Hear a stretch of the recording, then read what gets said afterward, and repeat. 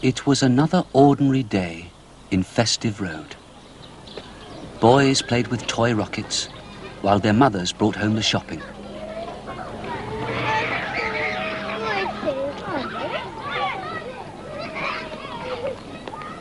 Number 52 is Mr. Benn's house, but Mr. Benn was nowhere in sight. He was in the back garden, talking to his neighbour. "Why is it," asked the neighbour, "that your grass always looks greener than mine?" "Ah, that's strange," said Mr. Benn. "I always thought yours looked greener than mine." And they both laughed. Mr. Benn soon appeared at his front door, wearing his hat and coat. And shortly after, he was walking in the park.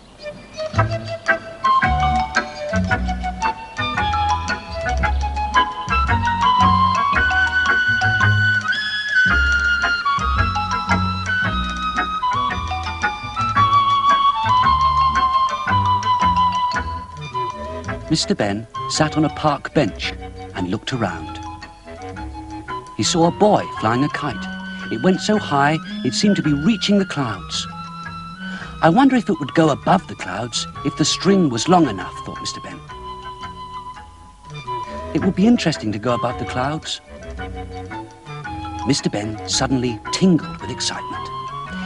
He remembered the costume shop which adventures could start from, and in almost no time, he was in the lane with the special shop. For once, he hardly paused, but went straight in.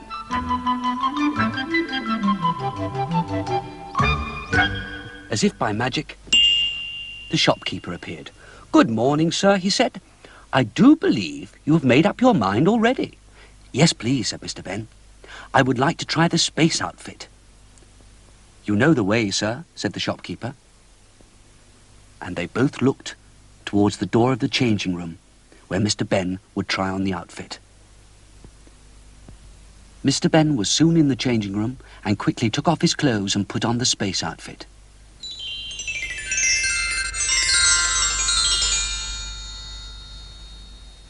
He looked at himself in the mirror. Then he looked for the other door, the door that always led to adventures. Mr. Benn didn't hesitate. He walked straight through the second doorway and found himself inside a spaceship.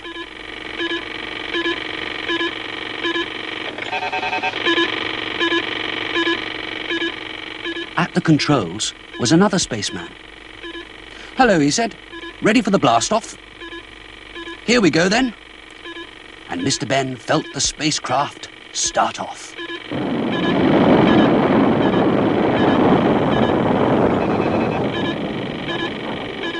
Mr. Benn watched the stars through the window. "Where are we going?" he asked. "To a planet covered with gold and jewels. We'll be rich," said the spaceman. That could be fun, thought Mr. Benn.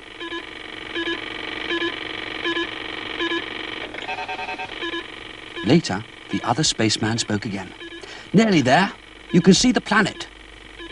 Mr. Benn could see a planet which was very close. It looks very ordinary, but it must be very special with all the gold and jewels lying there, he thought.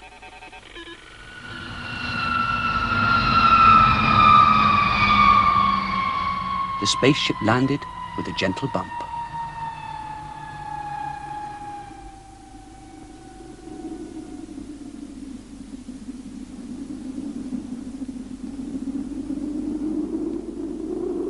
Mr. Benn followed the spaceman down the ladder and looked around. Just as the spaceman had said, there were lumps of gold and jewels just lying there. "We're rich," said the spaceman, and it wasn't long before he and Mr. Benn were walking around with their arms full of gold and jewels, looking for even better pieces to carry.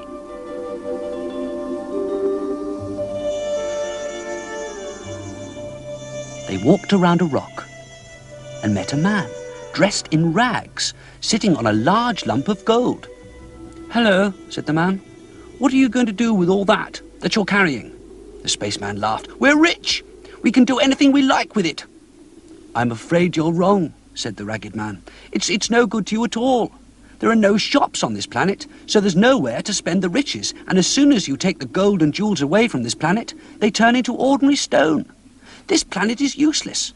The next planet is the place to be. There they live in comfort, food, clothes, everything is free. In that case, we may as well go, said the spaceman. In fact, let's go to the next planet. And without their riches, they went back to the spaceship. Mr. Benn kept one piece of gold to see how it looked after it had changed.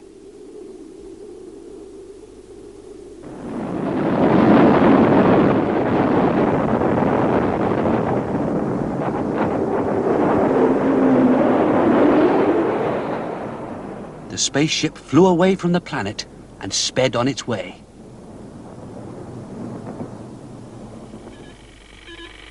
There it is, said the spaceman, as another planet appeared very close. It was not long before the spaceship had landed, and the two men were looking around the planet. They had landed near a town. The shops were full of things, and nobody looked poor. The restaurants had tables outside where people sat and ate, and everything was free. Mr. Benn and the spaceman sat down at a table. Gradually, they realized what was wrong with the place. Apart from Mr. Benn and his friend, everything was dull. When the waiter came, they asked him about this dullness. Well, sir, he said, there's no colour here at all, and if you stay here very long, you'll be just like us. Then he told them of another planet where everything was very bright. Come on, said the spaceman, let's go there. I don't fancy a life without colour. They were soon back in the spaceship. Mr. Benn stood and watched the spaceman as they left the grey planet.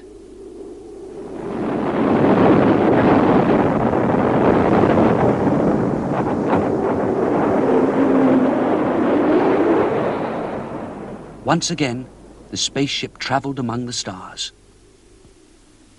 When they came closer to the next planet, Mr. Benn began to wonder if it would be as perfect as they'd hoped. We'll have a good look round first, said the spaceman.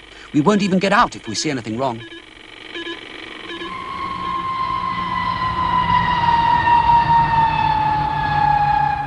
Once they'd landed, they looked out of every window of the spaceship.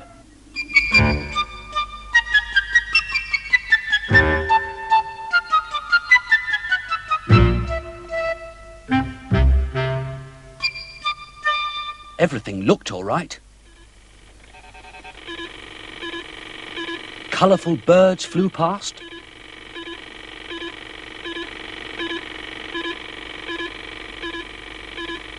There were bright flowers and trees. Painted houses and brightly dressed people.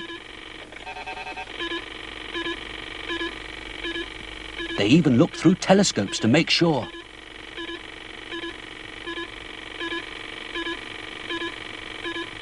The only unusual thing they could see were the hats that everyone wore down over their ears.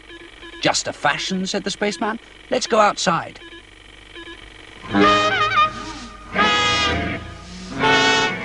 Once outside, they realized the hats were not just fashion.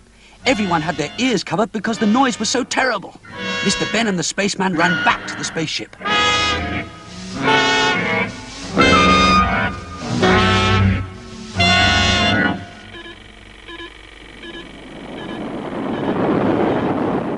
When they were on their way, the spaceman said, I'm lost. We'll have to stop at the next planet we pass and ask the way. And before long, they landed once more.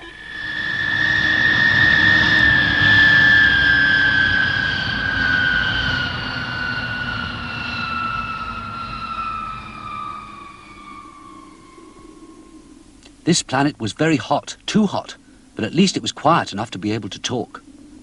At first there was nobody in sight, but suddenly, as if by magic, a man appeared. Mr. Benn smiled, for he recognized the shopkeeper. The spaceman explained to the shopkeeper that they were lost. He also told him about all the places where they'd been. Now where do we go, he asked. The shopkeeper told them of a place which was not perfect, but then it didn't have so much wrong with it either. We'll try there, said the spaceman, and started to leave. I think I'll stay here, said Mr. Benn. I've had enough travelling. He watched the spaceman leave and waved goodbye.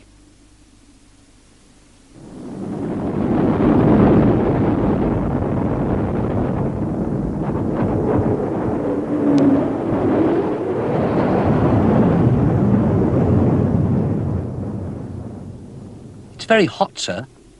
Step into the cave and keep cool, said the shopkeeper. Mr. Benn went into the cave, and as he'd expected, he found that he was back in the changing room of the shop. He took a last look at himself as a spaceman, and then changed into his own clothes.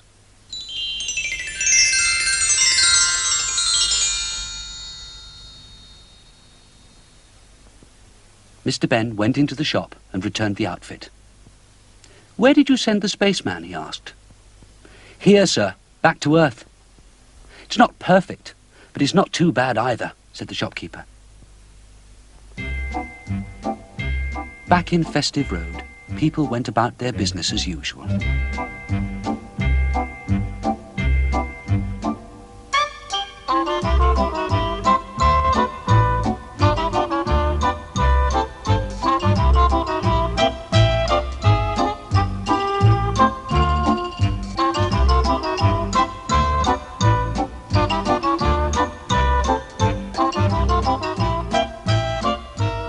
At his gate, Mr. Benn stopped, and from his pocket took out a lump of stone. Nobody would believe that this was once gold, he thought. But I'll always keep it, then at least I will remember.